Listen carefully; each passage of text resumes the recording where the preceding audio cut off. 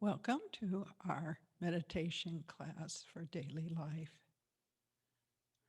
We're finishing a series called Cultivating Realistic Hope in the Middle of Turmoil. And this week's teaching is called Practical Meditation in a Chaotic World. So I think that that's something that we all need is practical meditation that really applies to our modern daily life. So to begin with, we're going to meditate on the feeling that our breath is making just inside the tip of our nose so that we can bring mental peace into our mind and reduce our distractions. So we want to follow the steps of meditation, seeking and finding that feeling that our breath is making as we breathe in and out in a normal and natural way. A little bit cooler as we breathe in, a little bit warmer as we breathe out, but it's always there because we're always breathing. So it's a very easy object to seek and find. Then we want to hold it in the center of our attention in a very definite but relaxed way while we ignore everything else that's also appearing to our mind. We don't want to worry that anything is appearing to our mind. Lots of other things will appear, like sounds or thoughts, or bodily sensations, and so forth. We just want to ignore them. And the more we ignore them and the more we focus on the feeling of our breath for longer periods, we'll feel as if we are absorbing into the feeling that our breath is making. And everything else will seem to go to the background of our mind and start to slow down, and our mind will begin to settle and we'll experience the feeling of mental peace the longer we can stay focused on the feeling of our breath. So if you find that you're following another thought, moment you notice, just simply release your attention from that thought and go back and seek and find the feeling that your breath is making, keeping your breathing completely normal. And then again, hold it in the center of your attention in a relaxed but definite way and remain focused on it for as long as possible. And just keep repeating those steps each time that you discover you're thinking about something other than the feeling of your breath. Okay. So let's find a comfortable meditation posture with our back straight, our hands in the traditional meditation posture of right hand on left with thumbs touching, tucked close to your abdomen down in your lap. Have your feet firmly planted on the ground, not crossed in any way. If you're sitting in a chair, preferably a straight back chair without any arms, or if you wish, you can sit cross-legged in the chair. If you're on a cushion, have your hips higher in the back than in the front, and any cross-legged position that's comfortable is fine. But whether you're in a chair or on a cushion, keep your back straight and have your head well balanced over your straight back, with your eyes comfortably looking down the bridge of your nose and being either lightly closed, or if your eyelids are very stable, a little bit open, letting some light in so you stay more alert during meditation. And place your tongue resting against the back of your upper teeth so that your mouth will remain moist during meditation.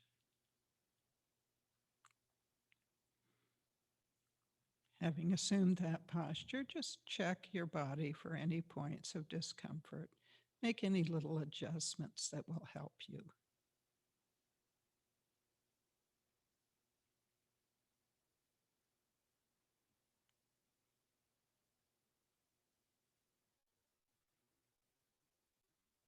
We'll create a mental intention to gain the power to control our mind so that we can benefit others by focusing on the steps of meditation, seeking, finding, holding, and remaining. with our object of meditation being the feeling that our breath is making just inside the tip of our nose as we breathe in a natural way.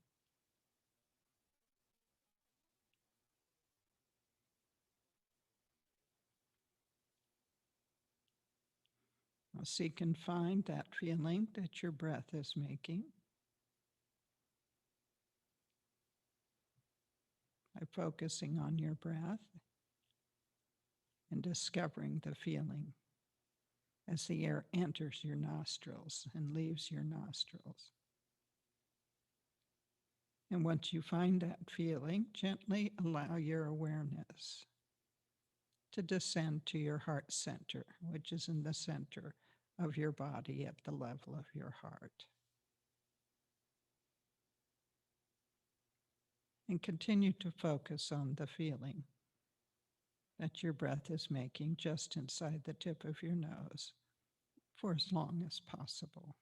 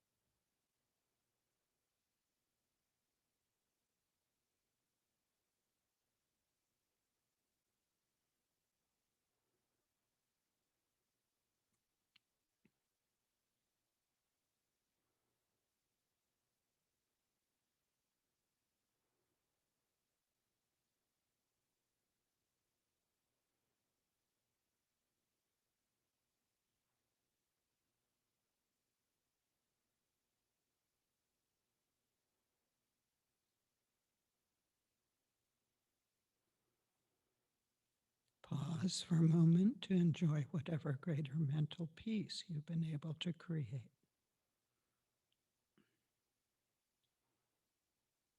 Any degree of mental peace is an indication of our completely pure nature. If you wish, you can open your heart to receive powerful blessings in imagined lights and nectars flowing from holy beings into your heart.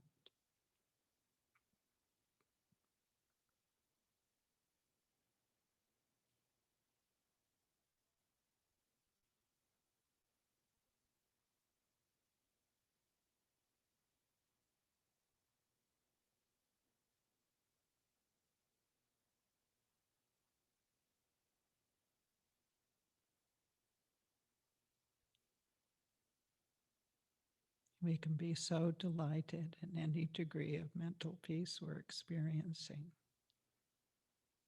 And as we gently come out of meditation, we can try to sustain whatever mental peace that we've created.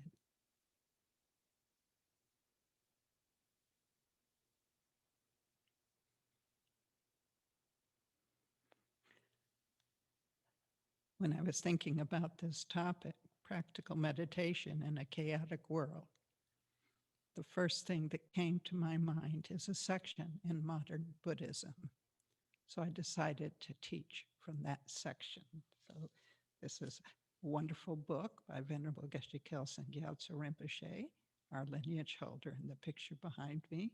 And you can download this for free from TARPA, THARPA.com/US. An amazing book which describes the entire path to enlightenment of Sutra and Tantra. There's so much wonderful, precious information in this book. So there's a section in the beginning of the volume on Sutra called The Preciousness of Kadam Lamrim. So this is what we're practicing in our tradition, is Kadam Lamrim. So Venerable Geshe Kelsang says, Atisha wrote the original Kadam Lamrim based on Ornament of Clear Realization by Buddha Maitreya, which is a commentary to the Perfection of Wisdom Sutras that Buddha Shakyamuni taught on Mass Vultures Mountain in Rahagriha, India.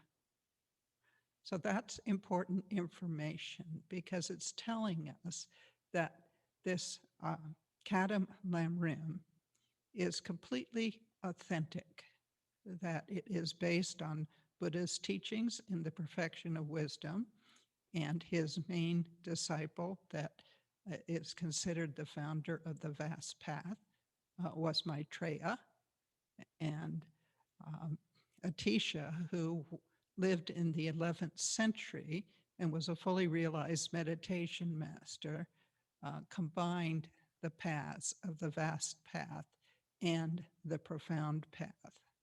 So these particular teachings are incredibly precious. And as we'll find out, this lineage continued. Venerable Geshe Kelsang continues later, Je Tsongkhapa, who lived in the 14th century. So we were called the Old Kadampa tradition from the 11th century, the time of Atisha, until the 14th century. And since the 14th century, we've been called the New Kadampa tradition. And we practice Kadam Lamrim. Later, Je Tsongkhapa wrote his extensive, middling, and condensed Kadam Lamrim texts as commentaries to Atisha's Kadam Lamrim instructions. And through this, the precious Buddha Dharma of Kadam Lamrim flourished in many countries in the East and now in the West. Okay, actually now all over the world because we're in more than 40 countries. throughout the world. The Kadam Lamrim instructions, the union of Buddha's teachings and Atisha's special instructions, are presented in 3 stages. The instructions on the stages of the path of a person of initial scope, the instructions on the stages of a path of a person of intermediate scope, and the instructions on the stages of the path of a person of great scope. All Buddhist teachings, both Sutra and Tantra, are included within these 3 sets of instructions. Buddha's teachings are the supreme medicine that permanently cures both physical sickness and the sickness of delusions, which is our mental sickness. So we have to understand that delusions are unpeaceful thoughts and feelings that cause our mind to be uncontrolled, and they are the reason that we end up harming ourselves and others and creating negative karma, which creates our future suffering and has created our present suffering. Just as doctors give different medicine for different sicknesses, so Buddha gave different Dharma medicine according to people's different capacities. He gave simple teachings to those of the initial scope, profound teachings to those of the intermediate scope, and very profound teachings to those of the great scope. In practice, all these teachings are part of Kadam Lamrim, which is the main body of Buddha's teachings. There is not a single teaching of Buddha that is not included within Kadam Lamrim. For this reason, Je Tsongkhapa said that when we listen to the entire Lamrim, we are listening to all of Buddha's teachings. And when we practice the entire Lamrim, we are practicing all Buddha's teachings. Kadam Lamrim is the condensation of all Buddha's teachings. It is very practical and suitable for everyone, and its presentation is superior to other instructions. So it is a most precious jewel. And that was one of the skills of Buddha, was that he understood the different levels of spiritual development that people had. And so he would give teachings according to their particular level of spiritual development, because he wanted to help everybody. If he gave teachings that were too advanced for the people who were listening, it would sort of sail over their head, like advanced teachings that you might hear today are ones we don't understand until we gradually gain the realizations to grow into those teachings.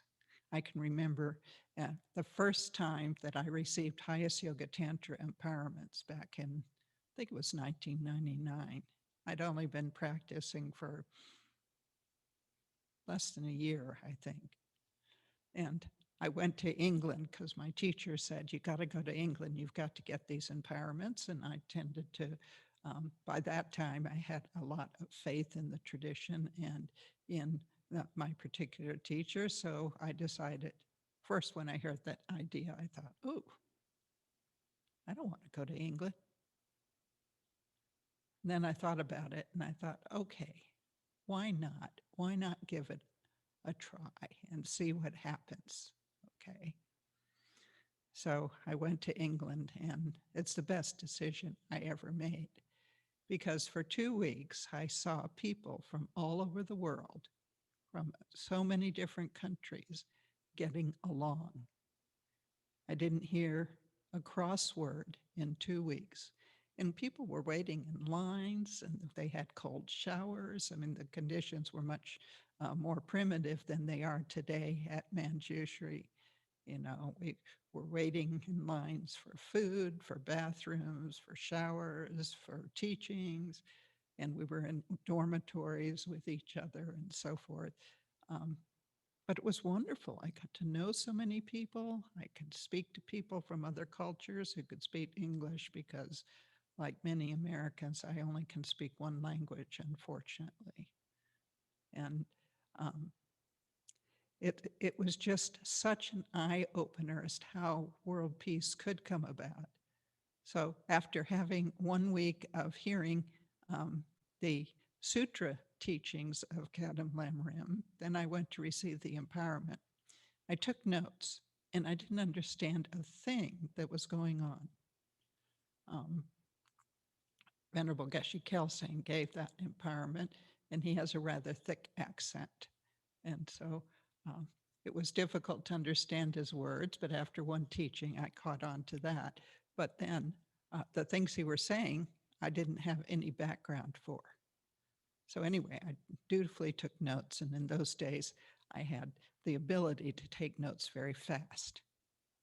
So I decided to pull out those notes, maybe just a few years ago, a couple of years ago. And I looked at this notebook and I found all these amazing teachings that he gave at that festival, which I now could understand completely. And I was so thrilled that I had taken all those notes, even if at the time I had no idea what he was talking about. Now I had a great idea of what he was talking about, and what a precious treasure to have this notebook.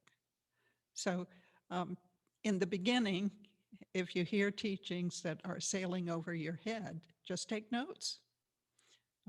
Because later on, if you stay practicing, as I did, which I'm delighted that I did, those notes will have so much meaning for you when your own mind has been expanded and your own realizations have grown. So wonderful. But in the day that Buddha was teaching, of course, these were the first time people were ever hearing these teachings. And so he tried to give teachings that were suitable for everyone and suitable for all levels of spiritual development. And there were many people who were highly spiritually developed through their other practices. So they could easily understand some of the more advanced teachings that he gave. So we're very fortunate because we have teachings for when we're first beginning, teachings when we're in the middle of our practice, and teachings that take us completely through to the end of permanent liberation and from suffering and the state of full enlightenment. And all of these instructions are contained within Kadam Lamrim. It is very practical and suitable for everyone, is what he says. Through gaining experience of Lamrim, we will understand that none of Buddha's teachings are contradictory.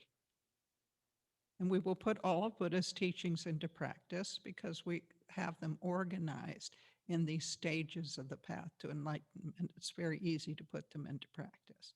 We will easily realize Buddha's ultimate view and intention, which were his teachings on emptiness that became known as the Majjhimika Prasangika school. But these are was Buddha's ultimate intention, that we have these realizations on the way things actually are, the nature of reality. Very, very, very precious teachings that we study in our tradition right from the beginning. So how wonderful. And we will become free from all mistaken views and intentions because everything is so clearly explained. Everyone, this is the important point of this teaching, both Buddhist and non-Buddhist, needs permanent liberation from suffering and pure and everlasting happiness. That's our deepest wish, is to stop suffering and to stay perpetually happy. We spend so much of our time in daily life trying to accomplish this, and we can only accomplish it on a very temporary level. by seeking external things, the pleasures of life to try to make ourselves happy and to try to reduce our suffering. And unfortunately for us, they don't work very well because if we keep doing them, they always turn back into suffering. But I explained that when he was teaching about the suffering of the cycle of impure life. He called it changing suffering. So we eat our favorite food and it's delicious and we're really enjoying ourselves and we keep eating and then we start to feel miserable because we ate too much. That basically says it in a nutshell. And everything that we try to make ourselves happy with functions that way. You can have, you're dying to be with people. And then when you're with people, you have over time, you begin to have too much togetherness and then you've got to get away and you need to be by yourself. And then after a while, you have too much aloneness and then you need to be with people. And we're just constantly going back and forth like that, trying to adjust our ability to reduce suffering, basically. And we call that reduction temporary happiness. It's good to know that because it explains a lot in life, I think.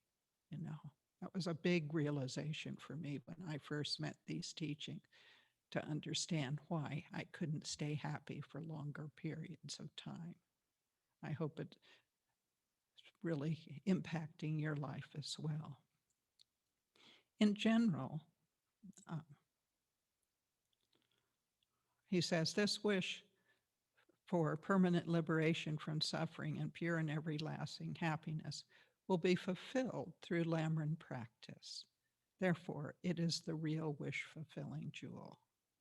So it's such a nice analogy to think of a wish-fulfilling jewel. We usually think of those things as imaginary, like Aladdin's lamp. But here is something that actually can fulfill our deepest wishes, to be permanently happy and free from suffering. In general, all Buddhist teachings, the Dharma, are very precious. But Kadam Dharma, or Lamrim, so those names are synonymous, Kadam Dharma and Lamrim, is a very special Buddha Dharma, which just means Buddha's teachings, that is suitable for everyone without exception. So that's one of the big hallmarks for us in modern daily life. It's completely suitable for our modern daily life. The great master Drom Topa. So the great master Drom Topa was a fully realized meditation master who was the main disciple, main lay disciple, because he was a layman, of Atisha, who first introduced these Lamrim instructions in Tibet in the 11th century. So he had a main disciple who was ordained, Geshe Podowa, and he had a main disciple who was lay, Drom Topa. And it was Drom Topa that Atisha specifically gave the Lamrim instructions to, and he is a lineage holder of the Lamrim instructions. So it's very important to understand that there are many, many men and women who have accomplished these teachings and become permanently liberated from suffering and fully enlightened beings over the last 2,600 years since the time of Buddha Shakyamuni. And many of these men and women were lay, which meant they weren't ordained, and many of these men and women were ordained. So this is a path for everyone. You don't have to be an ordained person in order to make progress in the stages of enlightenment. On the other hand, you don't have to be a lay person in order to make progress in the stages of the path to enlightenment. It's a personal choice. Ordained people generally choose ordination because they really want to focus their main energy in life on learning and practicing these teachings without having the distractions of lay life. for example. But of course, that's all relative too, because, as ordained people, we need to eat and wear clothes and live in society, live in modern society. Our Dharma centers, we have both lay people and ordained people living in our Dharma centers and living at our Kadampa meditation centers throughout the world. And that's because we're a Mahayana tradition, which means that we are trying to achieve not just permanent liberation from suffering for ourselves, but permanent liberation from suffering in the state of full enlightenment, not only for ourselves, but for every single living being. So the Mahayana is called the Great Scope. I think it's a great scope because it encompasses concern and the ability to cherish and have compassion for every single living being without exception. So that's a big task. You have to really expand your limitless mind to take on that big task. But what a wonderful task it is. Wouldn't it be wonderful if everyone had permanent liberation from suffering and was in a state of a complete pure peace and happiness? All the problems of our world would be solved immediately. Our world would become one of complete world peace. We would be working cooperatively with everyone. We would have a completely different experience than the one that we're having now. We would have a pure experience. We would be in a pure world, surrounded by pure beings. We would have pure enjoyments, and we would have pure activities. I can't think of anything more wonderful. So that's possible. And that's what Mahayana Buddhists are striving for.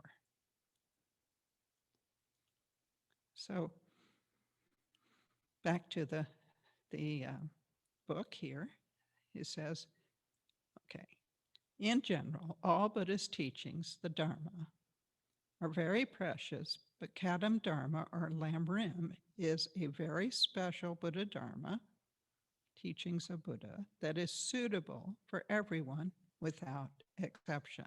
So you can see that that's a Mahayana practice. It's for everyone. The great master Drumtopa said, Kadam Dharma is like a mala made of gold. Okay, so let's see what a mala is. I happen to just have one in my pocket, but it is not made of gold. It happens to be made of wood. But this is a mala, and it's prayer beads. I count mantras on my mala. But imagine if this were made of pure gold. Not just gold leaf, but pure gold, and not just a little shell of gold, but solid gold. How much would you want that? How much would anyone want that?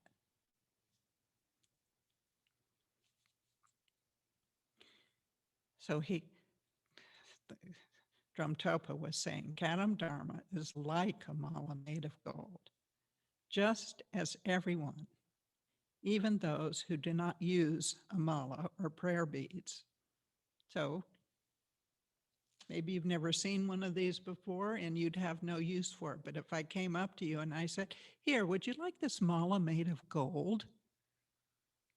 Okay, so think about it. Would you accept it?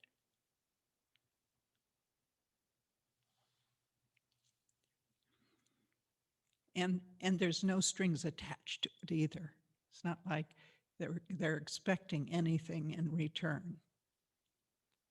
Okay. So just as everyone, even those who do not use a mala or prayer beads, would be happy to accept a gift of a gold mala because it's made of gold.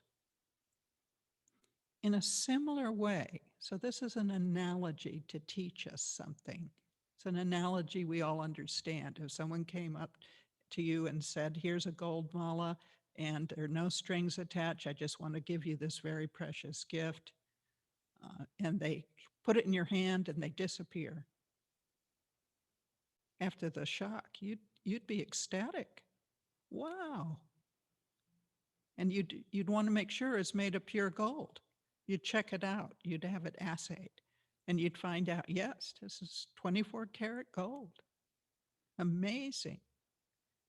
And you still be shaking your head. You can't believe that you had such good luck, you know? So in a similar way, everyone, even non-Buddhists, can receive benefit from Kadam Dharma. So that's very important because everybody is welcome to our classes. Everybody is welcome to our temples, to our centers. Buddhists, non-Buddhists, religious, non-religious. And it doesn't matter what your other characteristics are. Everybody is welcome. In a similar way, everyone, even non-Buddhists, can receive benefit from Kadam Dharma. This is because there is no difference between Kadam Dharma and people's everyday experiences. And this has been true for generations, and it's completely true for our modern life.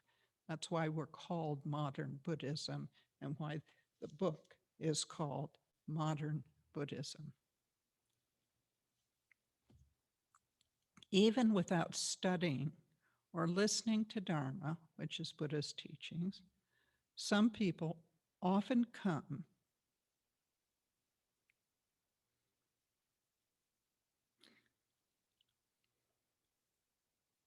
to similar conclusions as those explained in Kadam Dharma teachings through looking at newspapers or television and understanding the world's situation. This is because Kadam Dharma accords with people's daily experience. It cannot be separated from daily life. So that's very important, which is why a main practice in Kadam Dharma is to, as you gradually learn Kadam Dharma and you check it out in your own daily experience, after a while, you begin to see a teaching in everything that you're experiencing in your daily life, such as being in social isolation or having a mask on your face or working at home, you know, feeling like you're longing to be out and about with people, wondering when the time can come when we get back to a more normal society and so forth.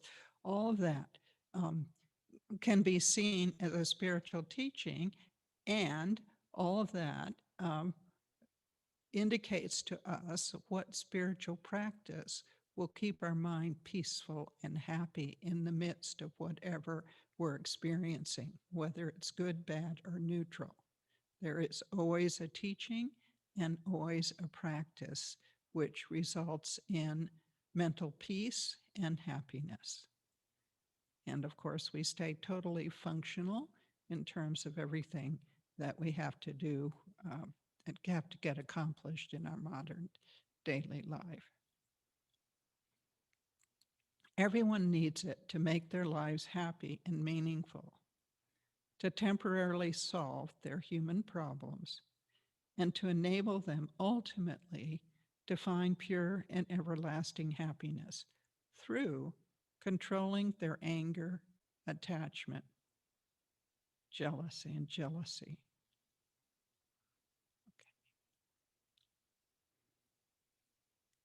In this spiritually degenerate time, there are 5 impurities that are increasing throughout the world. So just check this out. To me, this is a no-brainer, but please think about it in your own experience.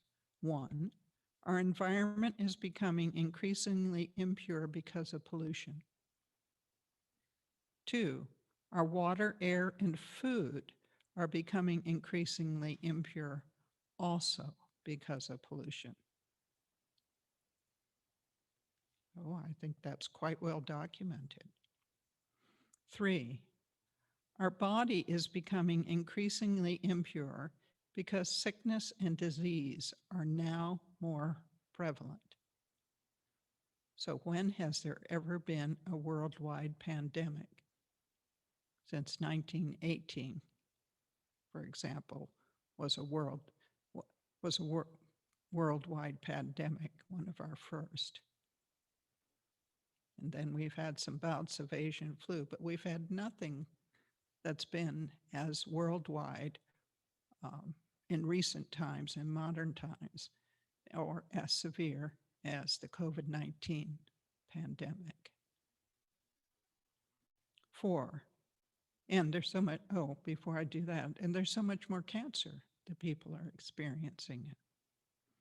4, our mind is becoming increasingly impure because our delusions are getting stronger and stronger.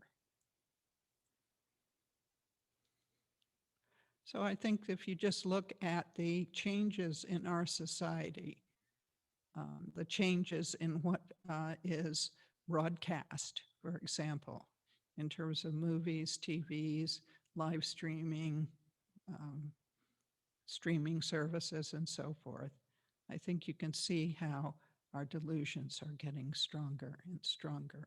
Our delusions of attachment are being constantly increased through advertising, for example. Our delusions of anger are being constantly increased by what we see in media. And 5, our actions are becoming increasingly impure because we have no control over our delusions.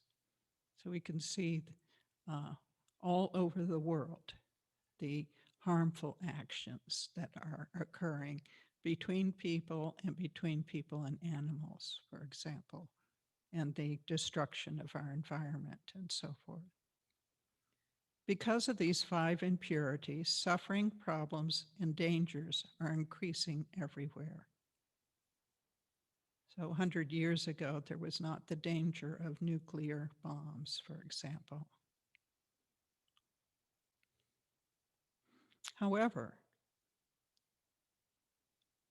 through Lamrim practice, we can transform all our experiences of all these impurities into the spiritual path that leads us to the pure and everlasting happiness of liberation and enlightenment.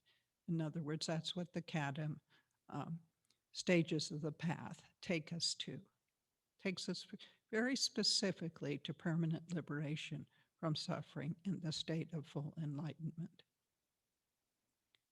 We can use all the difficulties that we see in the world as spiritual teachings that encourage us to develop renunciation, the wish to liberate ourselves from the cycle of impure life, which we're trapped in right now. Compassion, the wish that others may be liberated permanently from the cycle of impure life. So to release every other living being from the suffering that they are experiencing.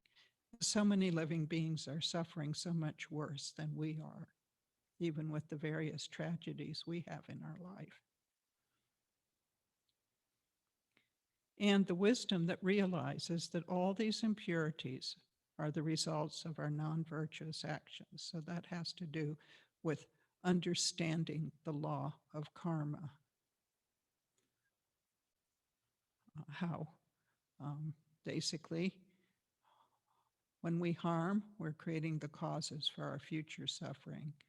But if we keep our intentions beneficial, we're creating the causes for our future happiness, not just in this life, but in our countless future lives as well. So this is very important, basic Buddhist information. In this way, through Lamrim practice, we can transform all adverse conditions into opportunities for developing realizations of the spiritual path that will bring us pure and everlasting happiness. Whenever Lamrim practitioners experience difficulties and suffering, they think, countless other living beings experience greater suffering and difficulties than I do. And in this way, they develop or increase their compassion for all living beings, which leads them quickly to the supreme happiness of enlightenment. So that's a wonderful method, because if we're in the midst of difficulties and suffering, we can get outside of our own self-absorption, and we can really think of what all the other living beings that are experiencing a similar suffering.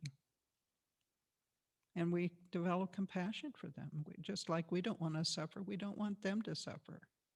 And that fuels our spiritual development, because we need greater skill in order to release them from suffering.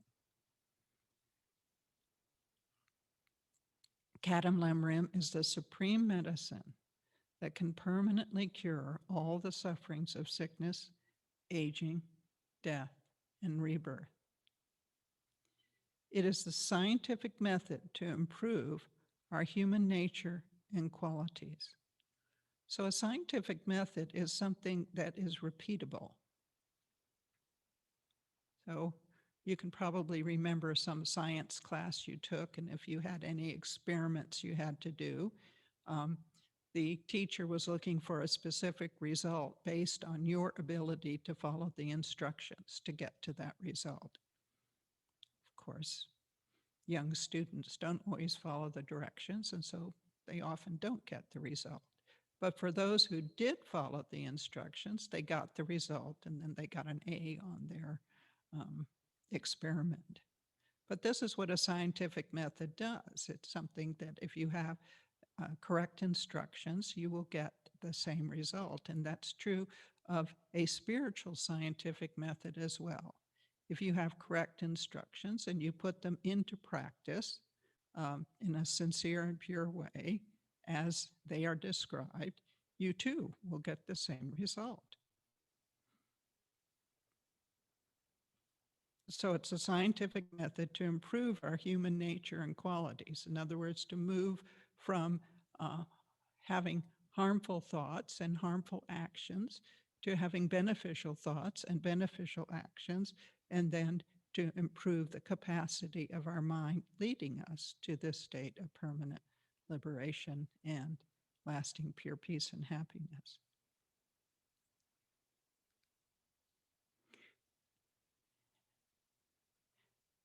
Okay, and it solves, if we put it into practice, we will solve our daily problems. Kadam Lamrim is the great mirror of Dharma, which is Buddha's teachings, in which we can see the way things really are. That's one thing I love about Buddhism, is the teachings are completely honest. They don't try to pretend that we're not aging. They don't try to pretend that we should be happy all the time when we're in the midst of experiences of suffering. You know, we don't try to pretend that just accumulating possessions is what's going to make us happy. And through which we can see what we should know, what we should abandon, what we should practice, and what we should attain. And it is only by using this mirror that we can see the great kindness of all living beings. So that's just really an amazing and wonderful meditation once we begin to appreciate the kindness we have received from living beings. It changes our attitude towards living beings and is a step towards being able to feel that everyone we meet, including animals, are precious and important, and their happiness matters to us. So I'm going to keep my intentions beneficial. Very precious realizations.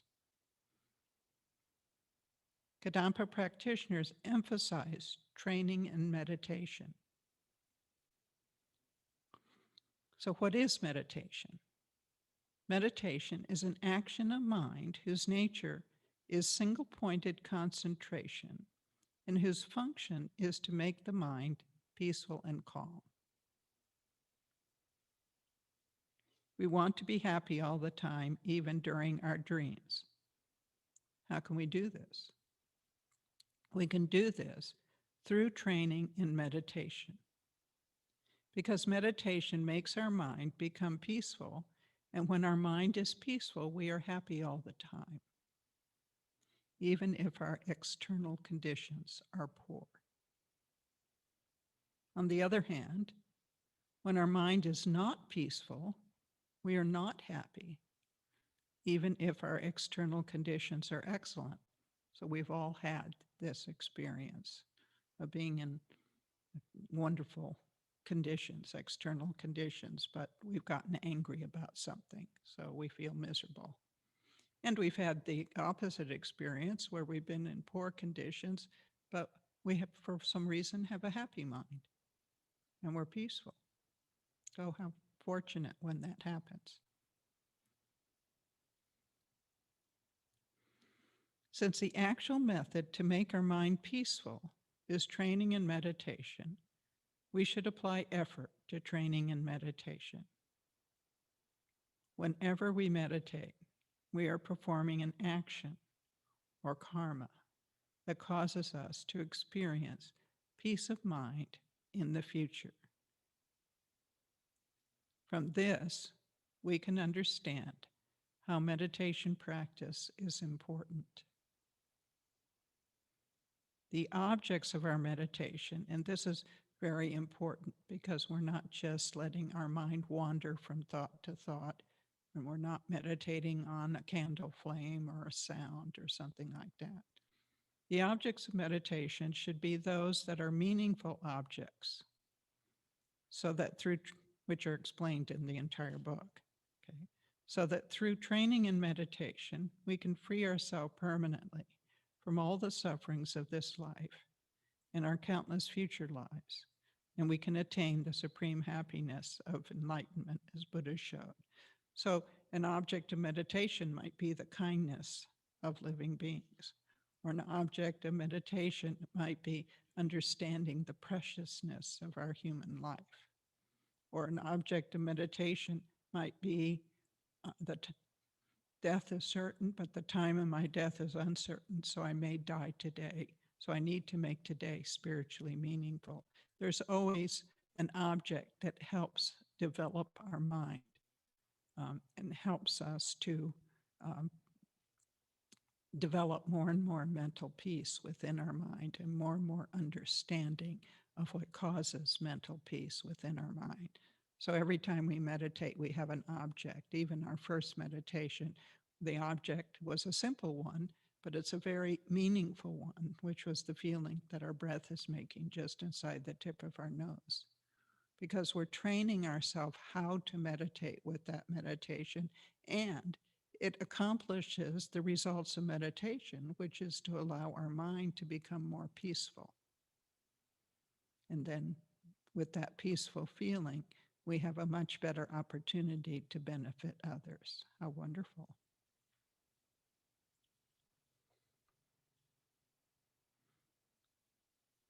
So he continues actually describing the breathing meditation, which is quite wonderful. And he says that we can actually use this meditation and over time and become very familiar with it and discover that our mind becomes peaceful, and then we learn to maintain that peaceful mind. And in that way, we are going to benefit our friends and family as well as ourselves. So it's a very meaningful meditation. But for us, it's a preparatory meditation so that we can object on these other meaningful objects that are the Lamrim stages of the path to enlightenment. Okay, I think that's sufficient because we want to leave some time actually to meditate. And what I'd like you to do is to contemplate liberating prayer, because that is actually a meditation. So as you listen to it, try to think deeply about what it's saying, because it's describing the good qualities of the enlightened mind. Some of them, of course, there are so many qualities of the enlightened mind that if I spent my entire life trying to describe them, I'd never describe